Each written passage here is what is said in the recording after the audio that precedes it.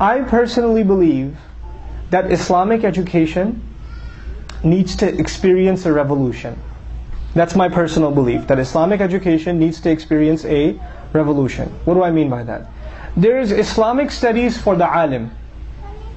The alim will study fiqh, hadith, tafsir, aqidah. He'll study all of these things and he'll become an alim. And he will study them at a very high level. But there's a level underneath that we need to create, actually. It doesn't really exist too much yet. And we need to create it, a level of learning Islam just for daily practice, daily life. Now, I'm not talking about fiqh. I'm talking about advice for fathers. I'm talking about advice for wives. Just a curriculum. How to be a good Muslim wife. How to be a good Muslim husband. How to be a good Muslim father. How to be a good son. How to be a good daughter. What advice does Allah have? Entire curricula just based on making us good human beings. This is education. Real education is not that you know how to do C++ and you're Microsoft something something certified and you're Cisco certified, and on top of that you have an accounting degree and you got an MBA. All of that means you can make money. That does not mean you're educated. That just means you can make money. That's it. That's all that means. That does not make you a better human being. I know plenty of physicians that are terrible human beings. I know plenty of programmers that are horrible human beings. They're very jahil, they're uneducated in how to be a husband. They're uneducated in how to be a father. What good is their education? All that is skilled labor. You're just a better worker at the factory. That's all it is now. It's a virtual factory, but that's all you are. We have to revolutionize Islamic education in that we have to create these, Islamic education revolving around becoming better human beings. Adab.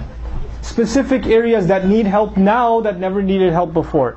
I told you what's happening inside the home is being targeted. Most Muslim fathers don't even know what it means to be a Muslim father anymore. These things came naturally to us. They were not difficult for us in the past. But now, because of the change of the world and the change of our lifestyles, these things we have to re-educate ourselves in these things. We have to come back and do them all over again. How to raise kids specifically. There's one set of CDs. I think you might be able to find MP3s online also. I want everybody here to listen to them. They're not by me. They're by a person I really, really admire, Brother Hisham Al-Awadi. Brother Hisham Al-Awadi. Children Around the Messenger. That's one series. It's called what again? Children Around the Messenger. And Mother of the Believers. Mothers of the Believers. These two series. I want every person, especially every father here, especially every father, but the entire family, to listen to both of these series. It's really, really important that you do. They benefited me tremendously, and they can benefit, parents in general. Just these are few resources we have, but they're gold. They're really, really valuable. We should take advantage of them, and we should, inshallah ta'ala, try to have our entire family listen to them. Put them in your iPod, put them in the car, listen to it every day. You will benefit tremendously. Recite Quran with your children. Don't hire a qari to recite Quran. Recite Quran with your children. Maulana Sahib comes, reads Quran and goes home. What about you? What about you? You don't have time? If you don't have time for Quran, why does your child have to have time for Quran? Sit down with your child, make those 20 minutes happen. Shaitan will come, he will make you yawn, he will make you thirsty, he will make you sleepy, he will make you remember you had a meeting. All of that will happen in those 20 minutes. Why? Because you gave those 20 minutes to Quran. He hates that. He can't stand it. But make those 20 minutes happen. Commit to it. Commit to it with your children. Get the entire family, there's one part of the day we're going to sit and we're going to recite Quran. Listen to the explanation, at least the translation of the Quran together as a family. If you can't do it for an hour, do 10 minutes. It's okay. Just listen to it. Just a little bit of 10 minutes of Quran. Beyond the recitation. Recitation, I told you how many minutes? 20 minutes.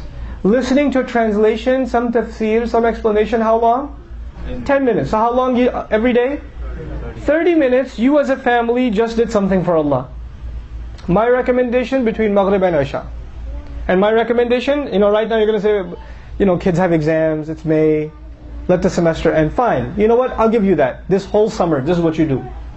30 minutes every day. Don't say, which program should I put my child in? You're the program. You're the program. Everything else is secondary.